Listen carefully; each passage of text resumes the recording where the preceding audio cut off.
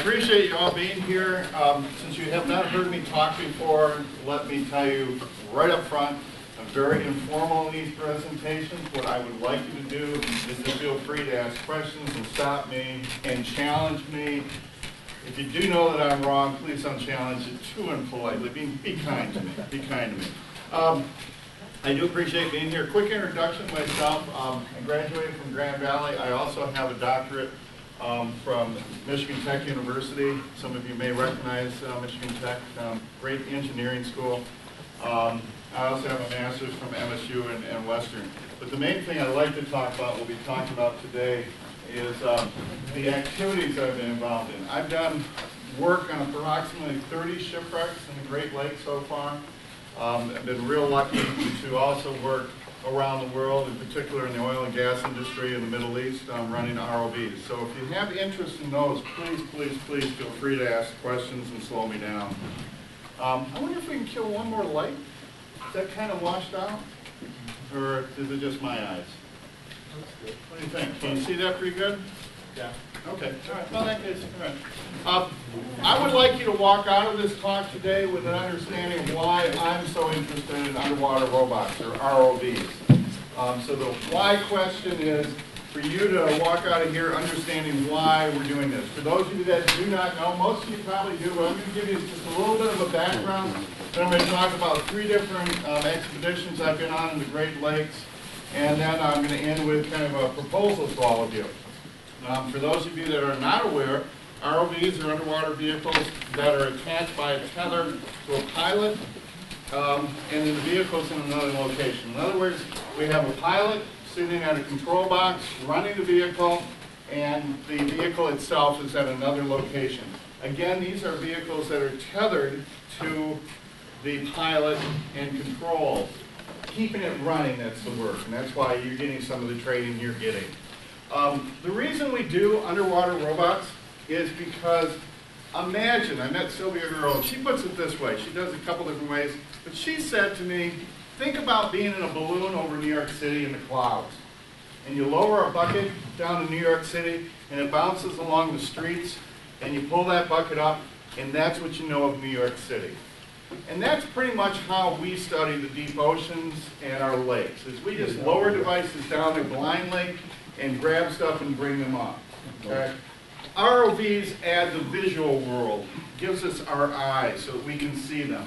Most of us want to see the underwater world firsthand, though. How many of you dive? A lot of hands go up. Very good. So you understand what I'm saying. You want to see these things firsthand, right? Here we got a diver with a pretty sophisticated rebreather system on, and I'll be talking a little bit more about that in a few minutes.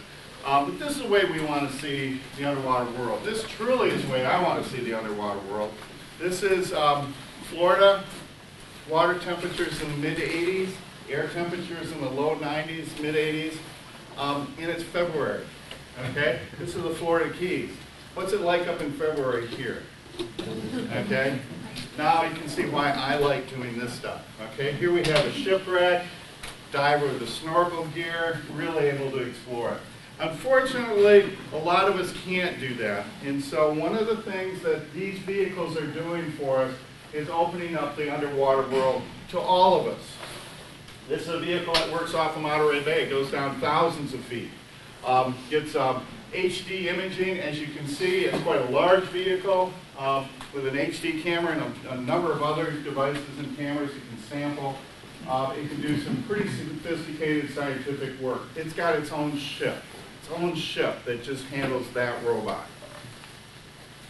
But there are also smaller vehicles out there.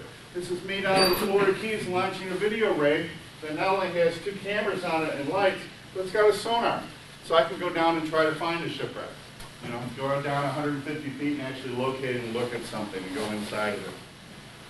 So again, they come in all sizes and shapes. Want you to walk out of this presentation today with at least an understanding that ROVs are and are not. They are not AUVs. An AUV is an autonomous underwater vehicle. It's very sophisticated vehicles. This is really the future of underwater robots as far as I'm concerned. These vehicles can be programmed and then turned loose to do a job. That can include photography, side scan sonar, sampling, all kinds of things. They go to significant depths. I am predicting that we will know where all the shipwrecks are in the Great Lakes in the next 5 to 10 years because of AUVs.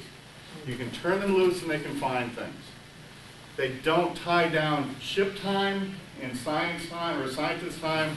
You can just turn them loose and pick them up 24 hours later or even longer. There's one that's been turned loose on the East Coast that went across the Atlantic and was picked up off of Europe. So these are pretty sophisticated machines. Anybody know of the pilot named Amelia Earhart? Okay. Recently you saw some photos. They were saying they believe they have located her plane. It was because of AUVs. In other words, these were out there doing their surveying work. They brought that information, came back to the United States and were looking at the data and then realized they think they have found her plane. So underwater robots that are autonomous. Another one are these drop cameras. Anybody use a drop camera? A few of you have? Okay. Nice toy.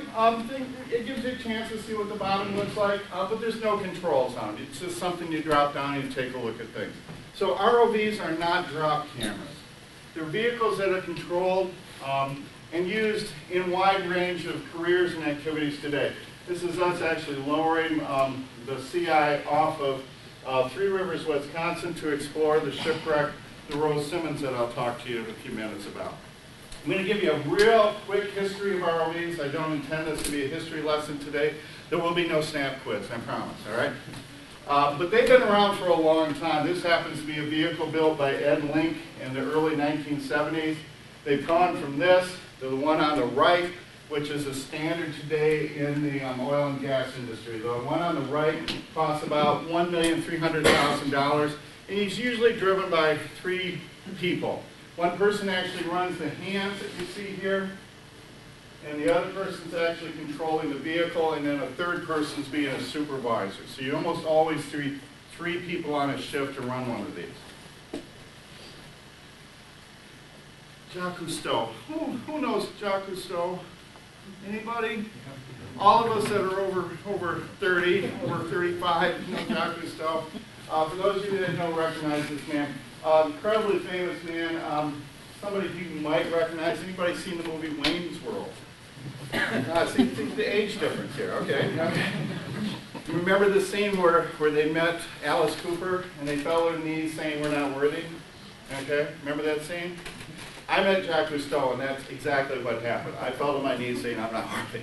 All right. Jacques Cousteau is the guy that really opened up the underwater world for a lot of people my age. He's the guy that also co-invented a piece of gear that you all know, which is scuba gear.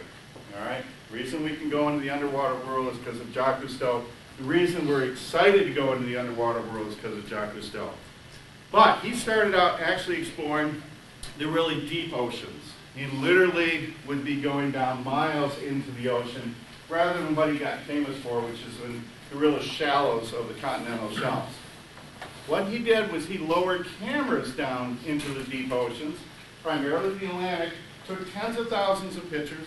This was before Photoshop. This is the 1950s. So they would bring those photos back, develop them all, and then tape them edge to edge to edge in a place like a gymnasium. So they would get a feel for what the bottom of the ocean looks like.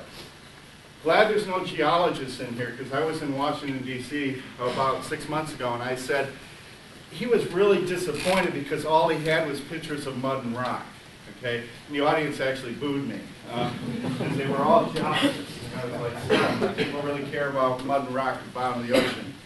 But he had all those pictures. What he was interested in, though, were fish. He had 3 pictures of fish, and so he said, literally, robot oceanography is getting us nowhere. And he went into the manned submersibles and scuba diving in the continental shelves. Imagine what would have happened, though, if he had dragged one of those cameras over one of the black smoker regions. Today would be a little different. What I want you to understand, though, with this quick history presentation is that we've been using underwater robots for a long time to do significant things. Mid-1960s, we're flying B-52s with H-bombs towards the Soviet Union. Over Spain in the mid-1960s, one of the B-52s was refueling with a tanker. They had a collision. Both planes came down. There were 4 active H-bombs on that B-52, and I mean active, all right? 3 of them landed in Spain. What do you think? You think those were recovered quickly? Okay. You come home today and there's an H-bomb stuck in the middle of your lawn. Do you think you call somebody? All right. Those 3 H-bombs were recovered almost immediately. The 4th, though, came down the Med. Was not recovered right away. Okay? So now you're the President of the United States, President Johnson, and you've lost an active H-bomb. You think he's concerned about it? You betcha. He's got the United States Navy out looking for this thing. This happens to be the H-bomb right here. Try and find it. They finally located it after many weeks of searching with a small submarine called Elvin. It's a 3-man submarine. That small submarine did not have the ability to bring that large, heavy object up. So what did they bring to bring it up? Common theme here. They brought in an underwater robot. The underwater robot was designed and had been used to recover torpedoes. What does this look like? A big torpedo. All right? And so the United States Navy had a vehicle they were using all the time. They brought it in, and that actually brought that H-bomb to the surface. On the left here is a picture of Alvin. On the right, these other 2 photos are another 2 submarines that were built by Ed Link that play into our story of underwater robots. The reason that ROVs were designed and built by Mr. Link was that after building these 2 submarines, he had an accident. These are very unique submarines. As you can see in the front of the submarine, there's a glass ball. 2 people can get inside of that glass ball. I've actually been around these submarines. I unfortunately have not dove in one yet, but I do know one of the pilots, and the way he describes it is you get in, you're inside a fishbowl that disappears as soon as it goes in the water. And it's like sitting in a chair completely suspended with the underwater world all around you. Okay? Instead of being in a submarine with a little bitty port, you're just suspended and sitting in a chair. Just a fantastic way to explore the underwater world. I'm sure all of you would like to do that. Okay? In the back of this submarine is a small aluminum compartment that was a dive chamber. 2 divers could get in there. They could go down to depth, pressurize that back compartment, open up the hatch in the floor of the compartment, go out and do their work in their dive, and then return to the submarine, seal the compartment up, and do their decompression inside that compartment rather than hanging from a line outside. Kind of a neat design. Pretty exciting. It's a great submarine. They're still in use today. One of them is off Brazil today. Unfortunately, in the early 1970s, one of these 2 submarines got tangled up in a shipwreck and could not surface. They were trapped there for over 48 hours before they were able to bring them up. In that 48 hours, the 2 divers died primarily from hypothermia. The 2 scientists, because they were in a glass ball that has better insulation quality, they survived. This is a very tragic event.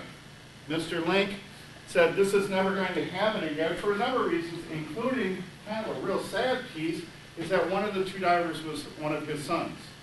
So this is a real personal tragedy. He said, it's not going to happen again. So he designed ROVs that when these subs dive today, those ROVs can go down, they can cut the cables, they can actually grab onto the submarine and bring it to the surface.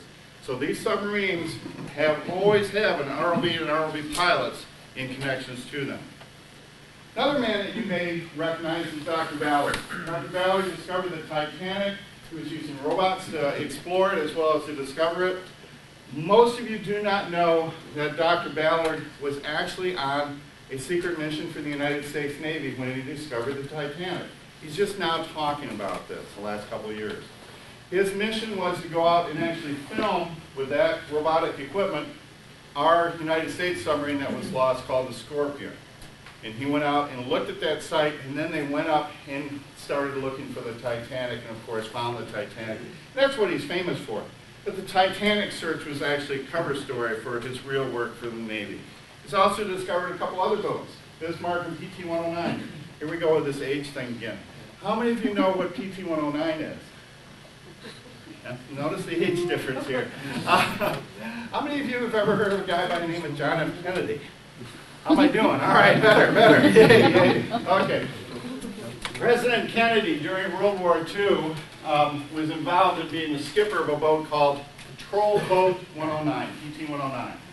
That boat became famous when it was run down by a Japanese destroyer, and then he was very instrumental. He, being President Kennedy, was very instrumental in rescuing his crew. It's quite a story. I highly recommend that you look into it sometime. But Dr. Ballard has located PT 109 near Aquatic Animals. It's also got an education project called the Jason Project that you might want to take a look at sometime. I'm going to end with one last person that kind of tells you our story today of how robots have been continuing to expand their use. This is obviously a drawing of our deep oceans. Deepest point over here, 35,000 feet in the Pacific Ocean, recently was visited by Mr. Cameron. How do you know Mr. Cameron? How do you know that guy? How do you know him? He's the director of, gosh, everything, right? Anything popular. The Titanic, right? Avatar. Terminator. Think he made any money? Yeah, he's made a lot of money, and he put some of his money into deep ocean exploration, including building a one-person submarine that made him the third person to reach the deepest point of all our oceans. Third person. How many men have walked on the moon? If you've been to the deepest point in our oceans, how many men have walked on the moon? 12. 12 Americans have actually stood on the moon. I'm not talking about the orbiting, there's even more, but the 12 Americans actually walked on the moon. Only 3 people have been to the deepest point in our oceans. Think about that for a moment and how we really don't know that much about our planet and how robots could open them up. By the way, a robot has been to the deepest point also. I'm going to tell you real quickly about some of the other activities that robots are involved in today. This is the oil and gas industry that I worked in. This happens to be one of the rigs that I spent a fair amount of time on. This is me, according to an oil and gas magazine, that's me in Turkmenistan launching an ROV. I've never been to Turkmenistan, so don't believe everything you've read. But every time you see an oil and gas rig like this, most likely there's an ROV team on board. Why are they there? Well, imagine trying to do some of these jobs blind. Imagine the wellhead, which is an opening about the size of a manhole cover, and you've got a pipe about the thickness of a telephone pole that you've got to get into that. You're on that oil rig, moving around on the surface. It's 2,000 feet down to the bottom. How do you get it into that opening?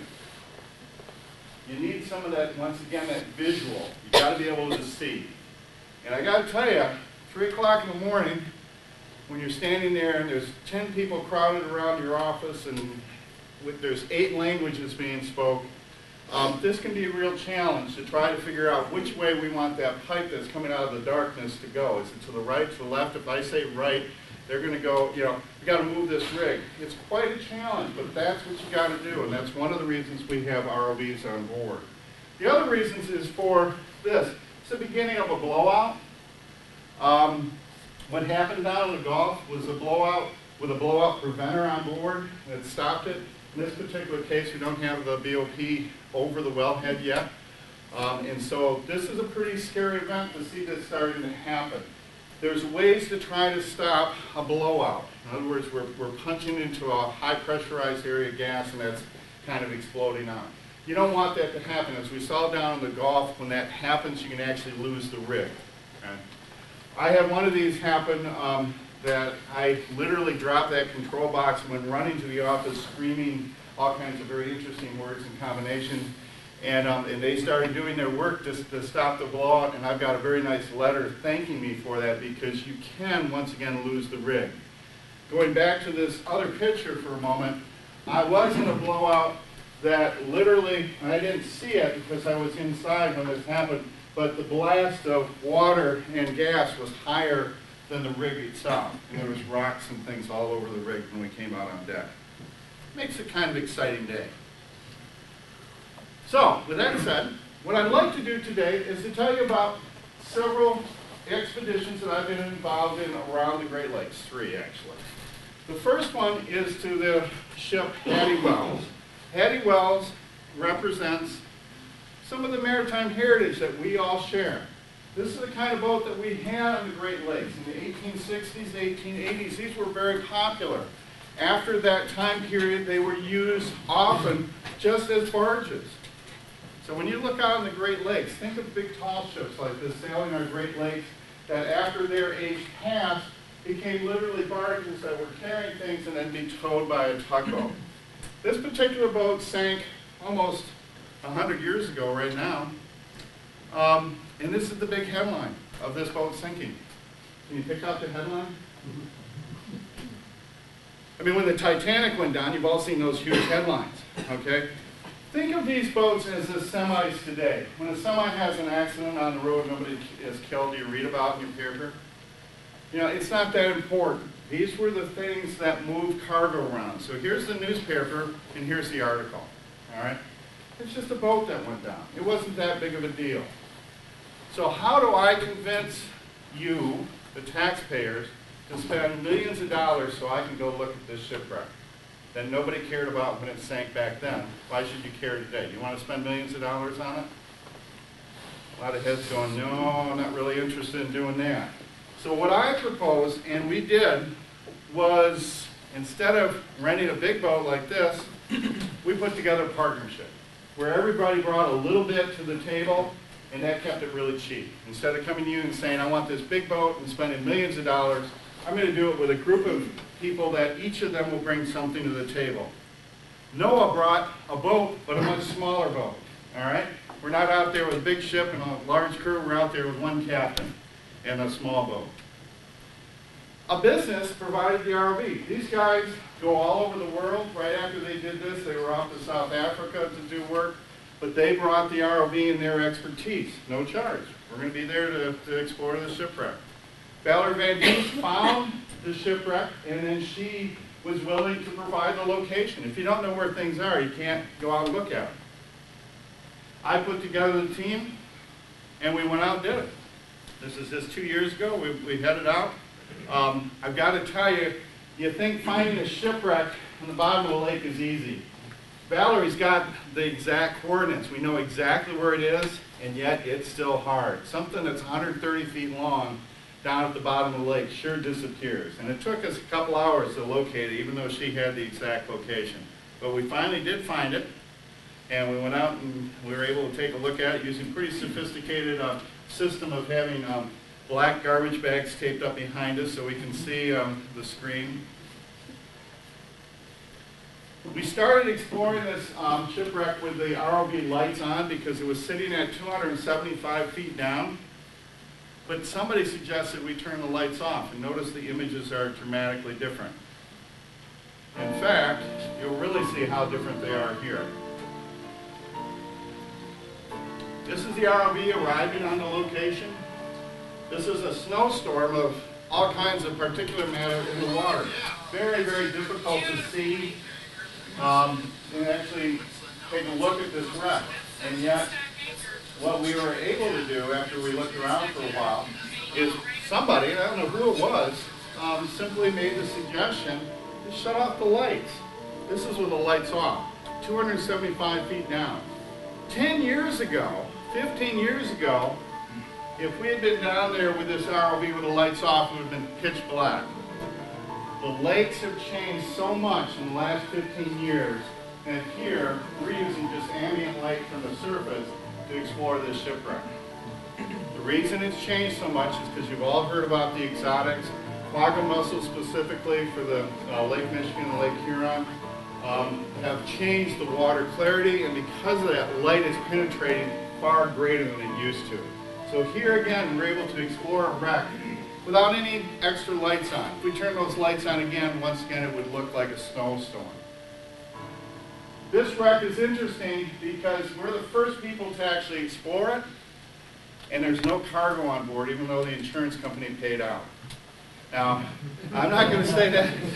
I'm not going to say what you might want me to say, but I will say I found it very interesting that not only was there no cargo, there was no cargo straps, okay? Nothing to indicate anything had ever been tied on that boat, and more importantly to me, being the first person to explore that wreck, there was no personal effects.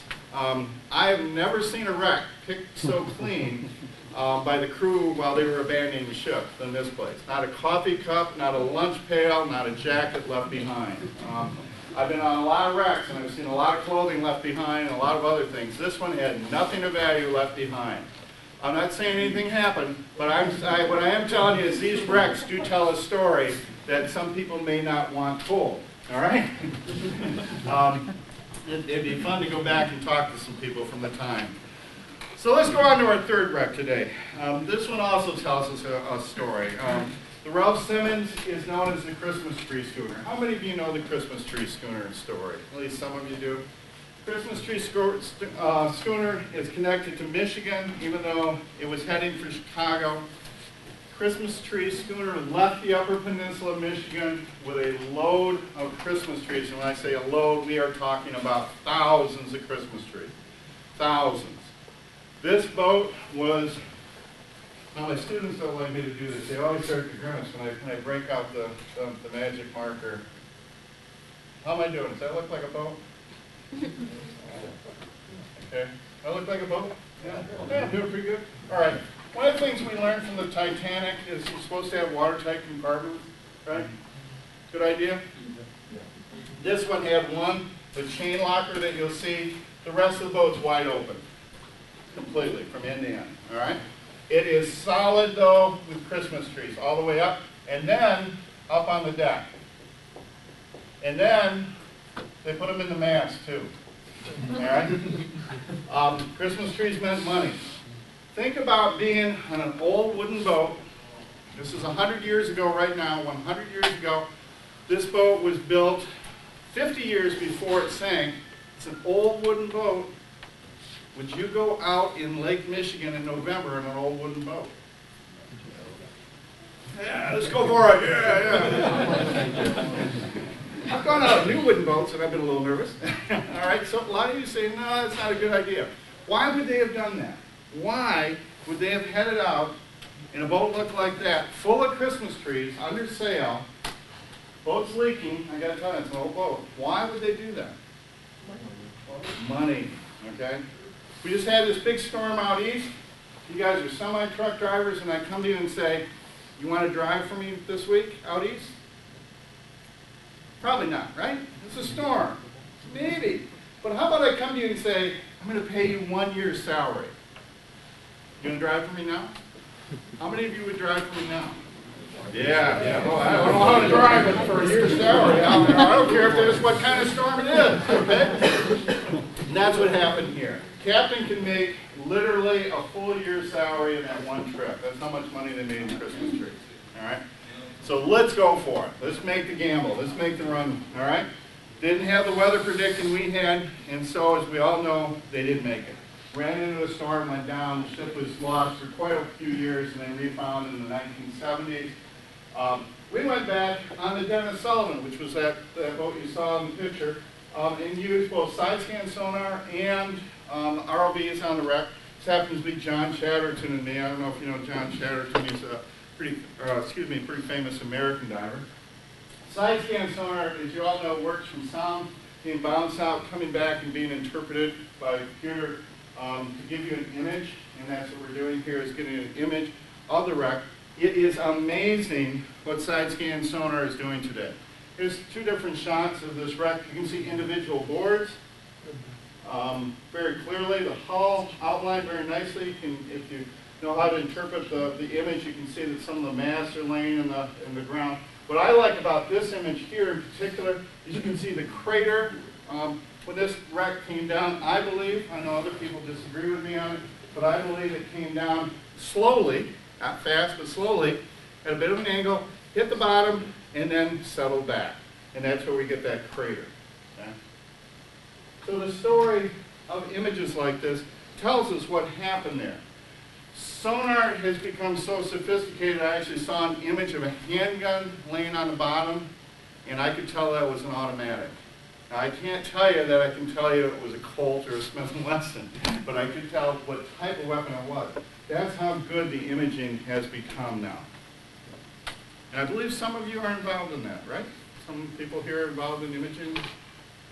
No? Okay. You are? Medical imaging. Okay, see, you know what I'm talking about, right? It's pretty sophisticated now. Another neat thing about this particular expedition is not only were we on a ship that was modeled after the Christmas tree schooner, but we allowed our students to actually run the ROV on the wrecks and explore the wreck for many, many hours. This particular wreck sits at 165 feet down. Divers usually talk about the limit of about 100, 130 feet for sport diving, and then beyond that for the mixed gas. So this is a pretty deep wreck that a lot of people do not tend to go on.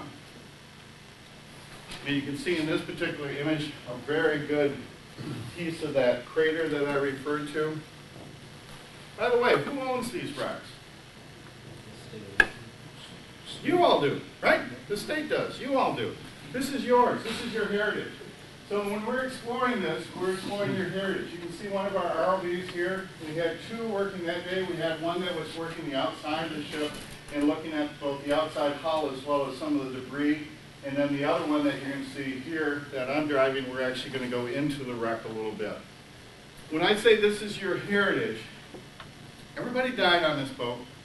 And when it went down, carrying that load of Christmas trees, what happened to all the Christmas trees? Believe it or not, some of them are still there. We're talking about a wreck that occurred here in the Great Lakes 100 years ago. A wreck that still tells us the story. You know, the mizzen mast here obviously broke off. When this boat was last seen, it was missing that mast, and we know that was part of their problem. We explored the steering area of this boat on one of our ROV dives, and you can see that the steering housing is smashed over on its side. So probably what happened is they lost that mizzen mast, and as it came down, it hit that steering area and damaged it. Now they couldn't control the boat. So what do you do with a boat in a storm that you can't control? You're in trouble. You got a boat that's leaking, you can't steer it, okay? Again, this is your heritage. The reason that most of the deck boards are gone is because we didn't used to have laws that stopped people from removing things. But this hatch, of course, has probably floated away, and we're going to dive down, and as we go down, you start to see these objects laying there in the hold. It's 100 years later, and you're still seeing the Christmas trees that never got delivered to Chicago. 100 years later. When I've shown these pictures, like in Florida, people are stunned because the wood's all there. The Christmas trees are still there. Excuse me. That's not what you would see in a shipwreck in Florida. You know, the ocean environment would definitely change this structure quite quickly. And yet today we can go down through the hole here and literally land next to one of the Christmas trees.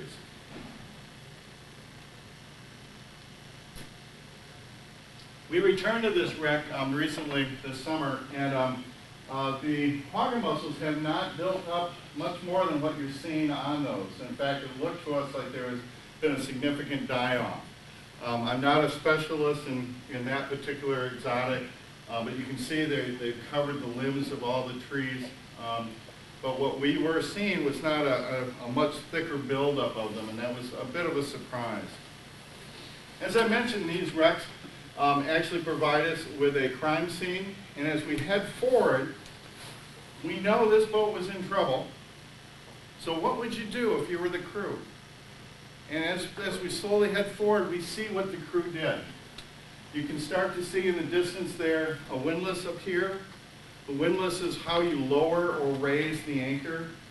This boat, of course, carried several anchors, one on either starboard or bow with chain. And what's fascinating as we get closer to me is that chain tells us a story. It tells us that crew went forward and dropped the port side anchor for sure, because that's out several hundred feet, all the chain's out.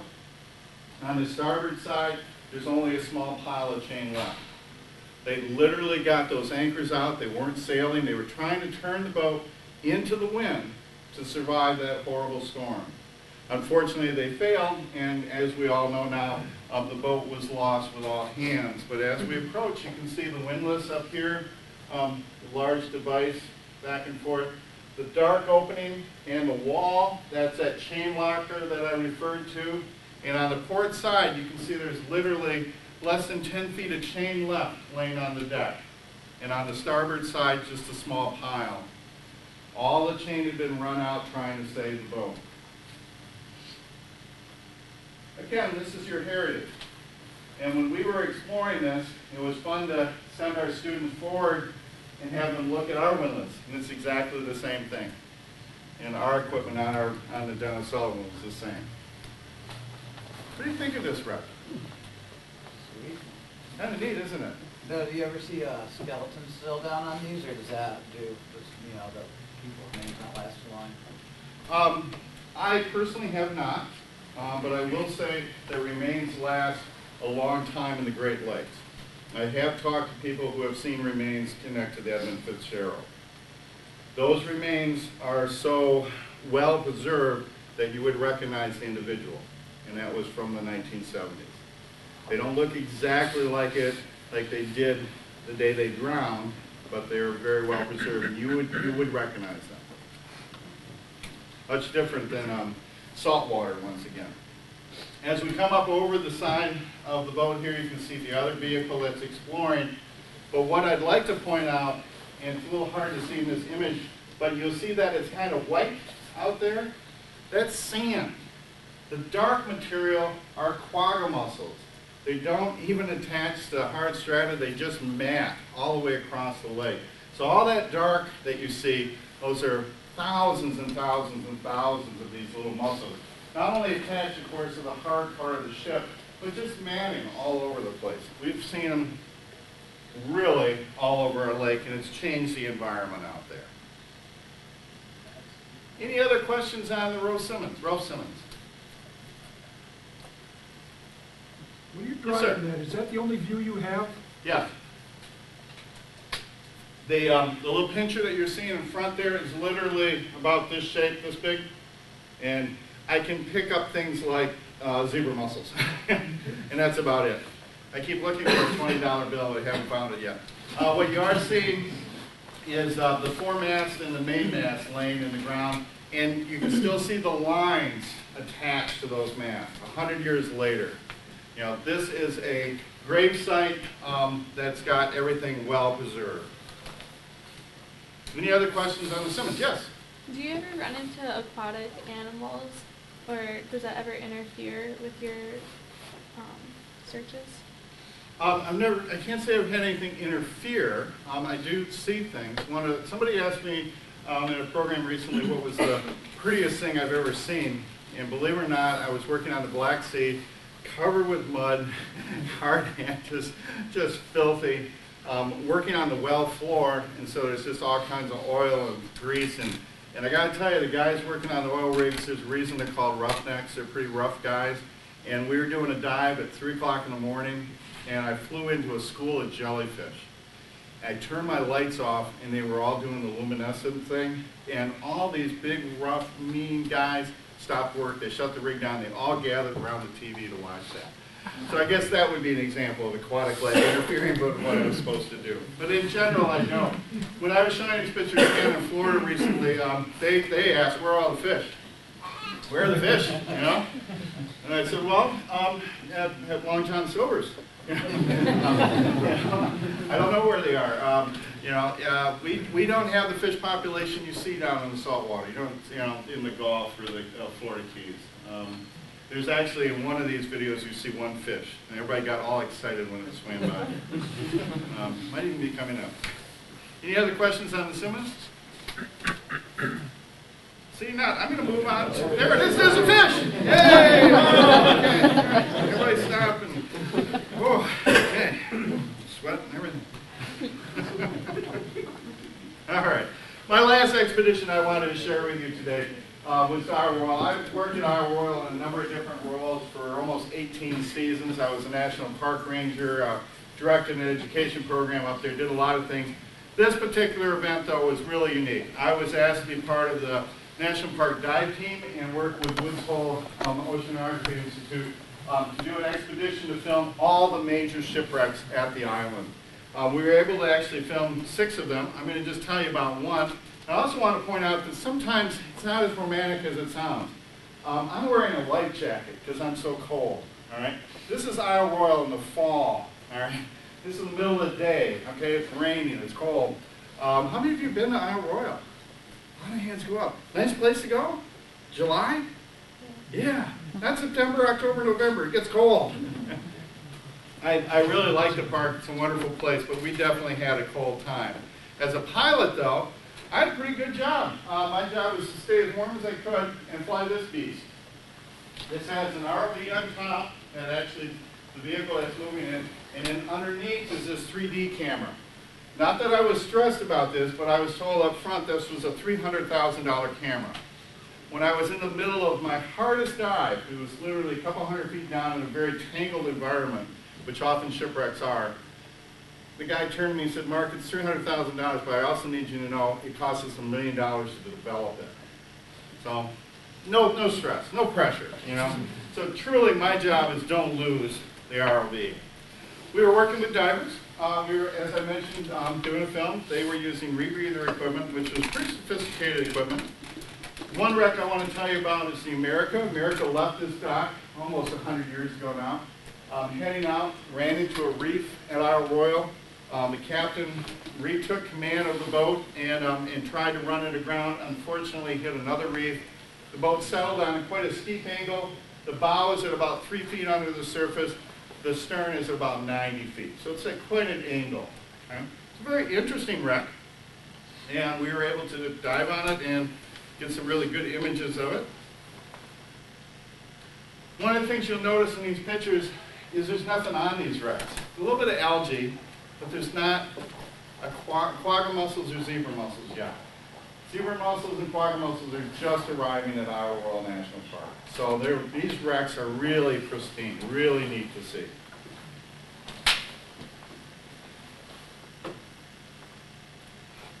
As I mentioned, we're doing a film. The way you do a film is sometimes you get to be the star, sometimes you get to be the cameraman.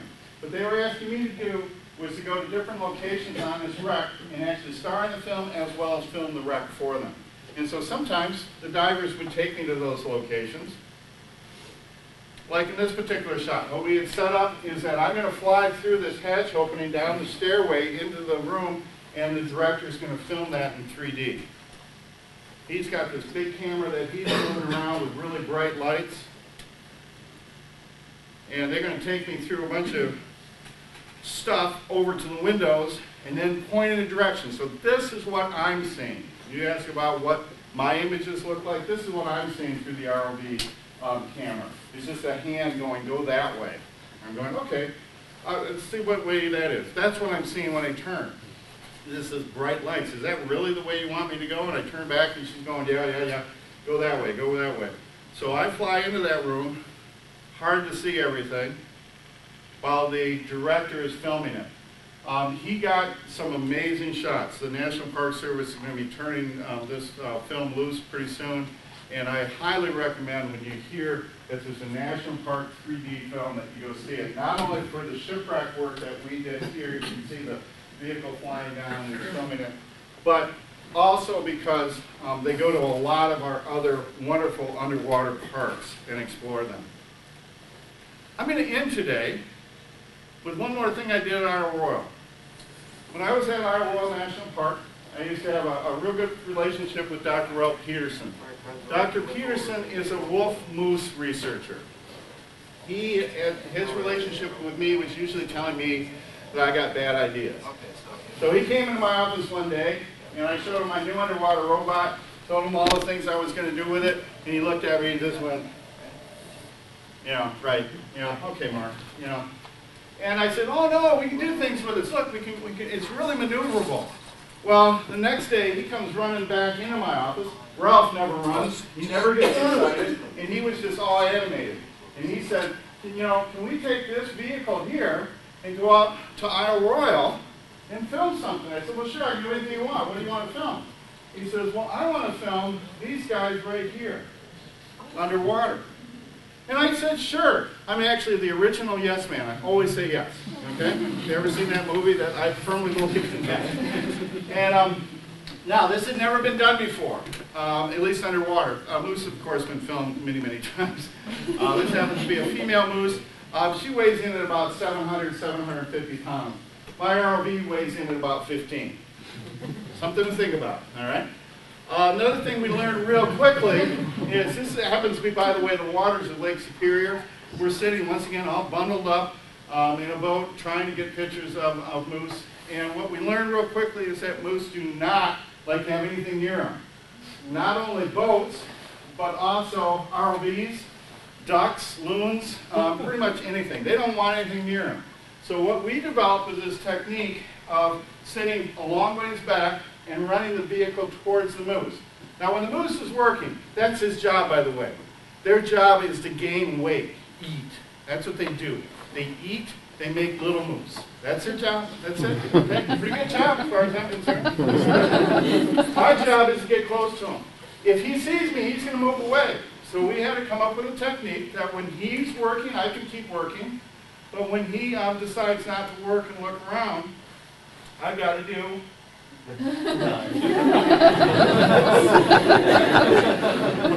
He goes back to work, and I do it. The reason for running on the surface, once again, is we're 100 yards back from this animal. This is what I'm seeing through the camera. There's no way for me to figure out where the moose is. So I've got to run on the surface.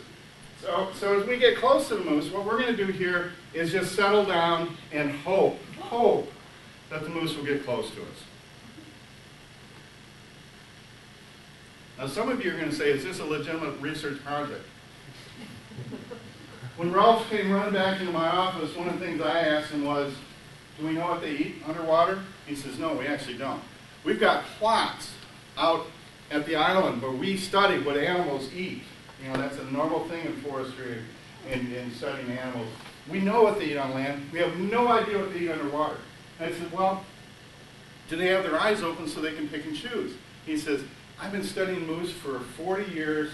I've got a PhD in moose. All right, that's what his dissertation was on. He says, I don't know if they got their eyes open underwater. So I'm going to let you guys all tell me if he's got his eyes open underwater. One of the things I wanted to prove was that we could use this robot to study animals doing what they normally do.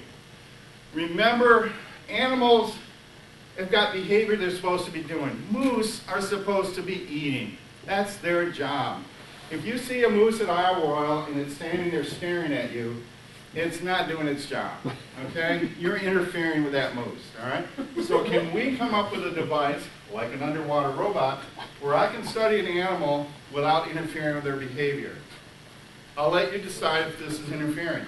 The National Park Service, I will point out, did tell me that we were harassing the animal. I would say I appreciate their concern. I'm an old National Park person myself, but I'll let you decide whether or not we're harassing this animal. Okay? Is it a legitimate research thing? Yeah, I mean, I would argue it is. I think Ralph was right. Now, as you watch this, you will see a couple things happening here. One, as the moose stands up, this is a male moose, as you can tell because of the antlers, obviously. As he stands up, he does a little bit of this and a little bit of this. They don't see straight forward like you and I. They see a little bit off in an angle. The reason he's doing that is there's 4 people in a boat about 100 yards away, and he's keeping an eye on. He doesn't want us to get close to him. But is he letting the ROV get close? Okay. I also should tell you that my boss, when he heard I was going to go do this, because I always say yes, he said, Mark, got 2 words for you if you don't bring the vehicle back. Those aren't good luck. All right? It's all, you're not going to be working here. So I'm getting a little nervous. This is about 800 pound, 850, maybe 900 pound bull moose. How close should we let him get? How close should you let him get? I mean, I also should point out at this point, this ROV was my dissertation also. What do you think? Oh, are his eyes open? Yeah. Yeah. Should we let him get closer? Yeah. It's all in the name of research. Yeah. I mean, Ralph's saying, look, I got tenure. I'm going to be a professor emeritus. What do I care? You know, let's not get closer. And I'm like, well, Ralph, oh, come on, Mark. You know, what's the worst that can happen? Well, he weighs 850, 900. I weigh 15. He could stop me into the ground. Oh, come on, Mark. Come on. Nothing ventured, nothing gained. By the way, this is a really wide angle lens, so that moves us really close, really close. And now the film changes in rating. What up to this point was a G rating. I've got to tell you, we moved slightly towards a GP rating because this is the first ever moose ROV kiss. He actually kissed us. And now we back up. Now we go, oh my gosh, oh my gosh, oh my gosh, I'm out of here, I'm out of here. I should point out I've also filmed manatee in Florida the same way. It's quite an interesting vehicle to do that kind of work. I'm going to end with a real brief description of what I'm presently doing, and I do mean brief. I work for a museum where we offer programs for young people and people actually of all ages where we have you build an underwater robot. We have a number of different levels of classes. First one, for example, is a basic class where you just build a vehicle and then you get to drive it in one of our tanks. The next level, we actually build a vehicle that has a camera. And then finally, we not only build a vehicle that has 6 motors and 2 cameras, but you get to drive an ROV that's in Florida over the web. You talk to one of our partners that's in an underwater habitat, and he actually lets you drive his vehicle down in Florida. It's a lot of fun. So that's among the things we're doing. I've got a proposal for you all to think about, which is it'd be great to start an institute to do a lot of different things, including sharing some projects together, looking for a lost World War I submarine out in Lake Michigan. I've been invited to go over to the island nation of Palau and actually search for World War II remains. We're going to be doing that next spring and probably in 2014. So it'd be great to have a partnership with a new institute doing some things. So with that said, I think I came in within the lunch hour, which is what I promised I would do. Are there any questions? How did Valerie Van Hees find the shipwreck out there? How do people find these things? And How do people find shipwrecks? sounds pretty good too. 2 different ways. One, do research. Okay, so that you know there's a wreck where you think it should be. Often they're not. And then the other thing is using side-scan sonar and just going out and mowing the lawn, going back and forth, back and forth, back and forth, and looking at the images and sending someone down to see what's missing.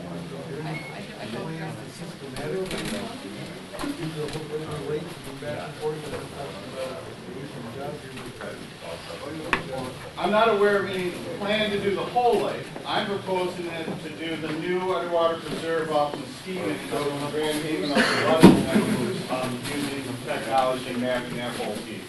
And of course, Alpina NOAA has done a lot of their area. Valerie's done a big chunk of her area. The problem is a lot of that data is being held and not shared. I would like this to get to a point where everybody knows where everything is. Yeah, there you go. Good question. Yes. Yes. Yes, whereabouts are known, and it's on my list of something I'd like to dive on. Any other questions? Yes, sir. Just kind of an informative thing for the students. There's actually, I'm from a survey program, and we actually went to Northwestern Michigan College, and they have a EMV 200. It's just a class. And you can go and like we operated the ROV and stuff and explored some shipwrecks. So I mean, it's like and that's just in Traverse City, you know, that's our backyard. So yep. This stuff isn't just like I mean, I don't know how long it's taking you to get into this industry, but I mean, you can do this as a student. You know what I mean? That's right. This isn't just in 20 years I can do this. You know, this is like no, the summer class. It's a 2-week class. You can take it. If you're interested, pursue it. Yep. Thank you for mentioning that.